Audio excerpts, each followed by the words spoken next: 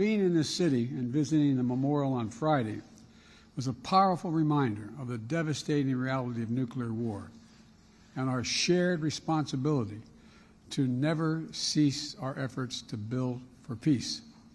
And together with the leaders of the G7, we have reiterated our commitment to continue to work toward a world free from the threat of nuclear weapons. Over the past few days have showcased the unity of purpose among the G7. It's a very different organization than it was 5, 7, 10 years ago, because we're addressing the challenges that matter most to the world.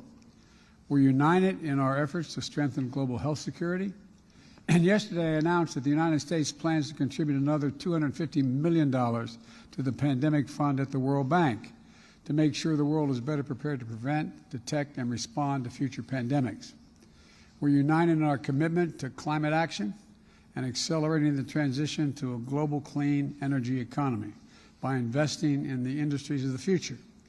We're united in our push to build a more resilient and inclusive global economy that can better withstand the kinds of shocks that we've experienced over the last few years, including by building a more secure and more diversified supply chain. Through the Partnership for Global Infrastructure and Investment, which we launched last year at the G7 summit in Germany, we've addressed the infrastructure needs that are holding back too many low and moderate income countries, particularly in the global south. Now, we're also united in our approach to the People's Republic of China. And the joint statement released yesterday outlines the shared principles we've all agreed to at the G7 and beyond in dealing with China. We're not looking to decouple from China. We're looking to de-risk and diversify our relationship with China. That means taking steps to diversify our supply chains, and we're not dependent on any one country for necessary product. It means resisting economic coercion together and countering harmful practices that hurt our workers.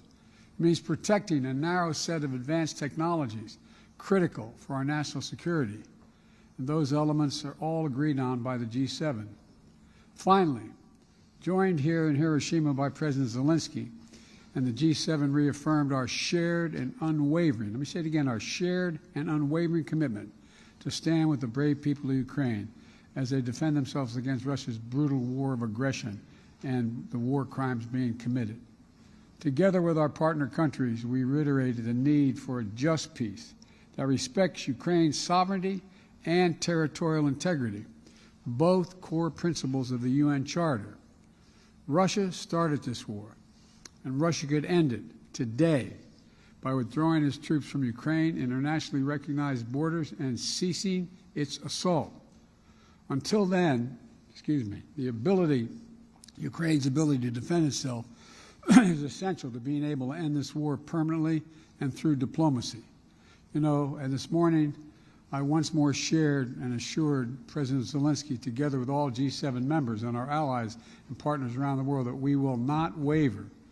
Putin will not break our resolve as he thought he could 2 years ago, almost 3 years ago. We're going to continue to provide economic, humanitarian, and security assistance to Ukraine so it can stand strong as long as it needs it. The past few days have once more underscored how important America's global leadership is.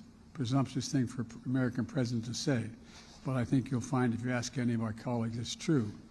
The security and prosperity of the American people are substantially increased by working in concert with our closest allies and partners to build a future of greater economic strength and resilience in a world that is more peaceful and stable.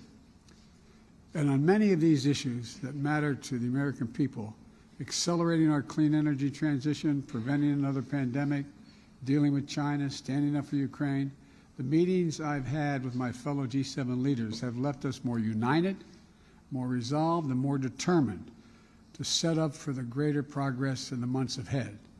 And this has been an extremely significant and important summit.